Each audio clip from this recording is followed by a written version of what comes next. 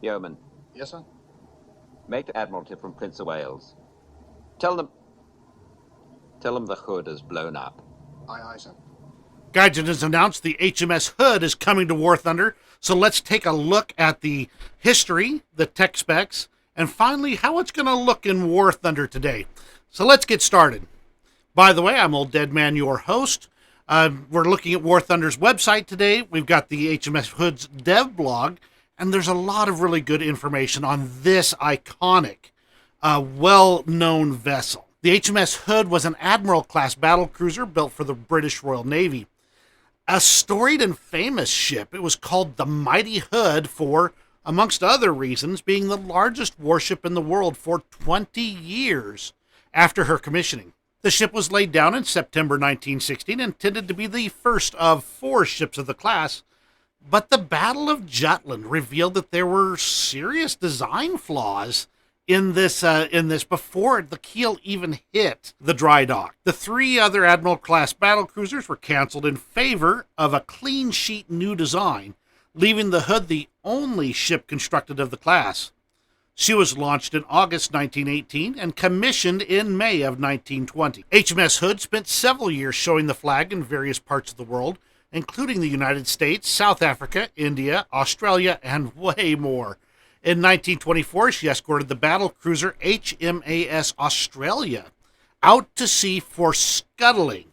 This was done to be in compliance with the Washington Naval Treaty. The Hood cruised the Mediterranean and the Caribbean, then went in for a refit in 1931. Her crew did mutiny once as part of the 1931 Invergordon Mutiny, which was caused by significant pay cuts, but returned to service when the Admiralty and British political leaders conceded to a smaller cut in pay. Understand, this is early in the Great Depression, so, there's reasons for a lot of these things to be happening. HMS Hood was rammed by the battlecruiser HMS Renown in 1935, leaving an 18-inch dent and loose hull plates. This ramming was eventually blamed on the squadron commander for ambiguous signals during the maneuver. She escorted merchantman ships through the blockade of Bilbao Harbor during the Spanish Civil War and generally flew the flag in various locations right up until the start of World War II. By this point, she was slated for an extensive overhaul and modernization, which was sadly never to occur. During World War II, Hood participated in patrols, intercepted German raiders and blockade runners, and was bombed by a German Ju-88 with a 250-kilogram bomb.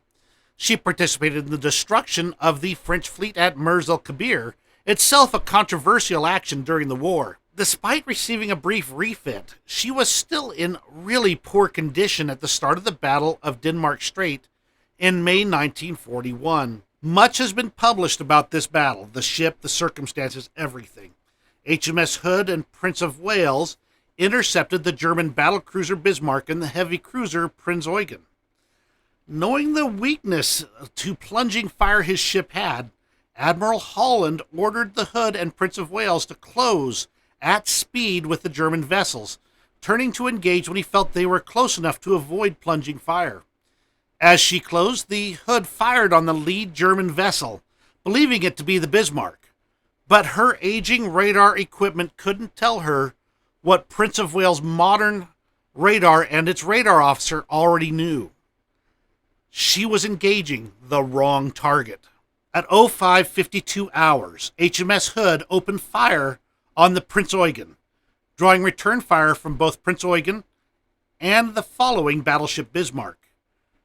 At 0600 hours, just 8 minutes from her first shot, Hood took a direct hit from Bismarck, causing a huge jet of flame to burst out of Hood, then a devastating magazine explosion, which broke her back. She sank by the stern within 3 minutes, with 1,418 men, leaving only 3 survivors: ordinary signalman Ted Briggs, able seaman Robert Tilburn, and midshipman William John Dundas.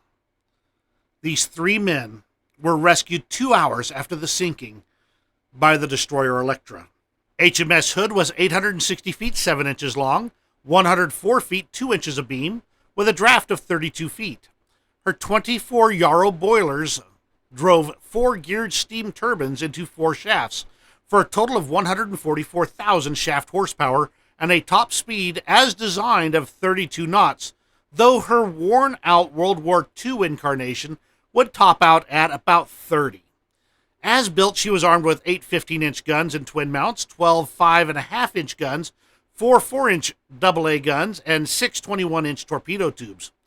When she was sunk in 1941, her 5.5-inch guns had been removed, and her secondary battery became 14 4-inch AA guns and twin mounts, 24 octuple mounted 2-pounder AA guns, 15 50 caliber guns, and only 4 torpedo tubes. Armor amounted to up to 12 inches of belt armor, 3 inches of deck armor, up to 12 inches on the barbettes, up to 15 inches on the turrets, 11 inches on the conning tower, and about 5 inches on the bulkheads.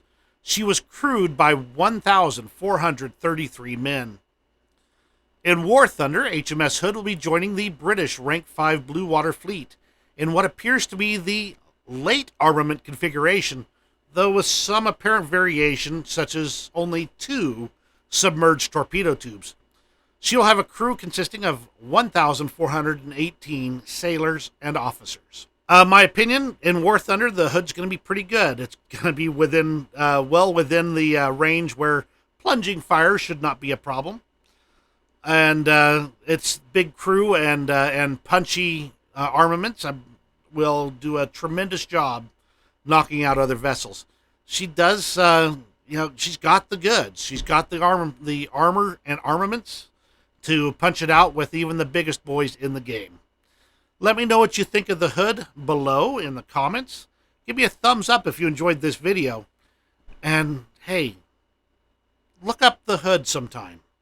Watch some of the documentaries and read up on it. It's a truly fascinating story, especially how she ended at the bottom of the Denmark Strait. We'll see you in War Thunder.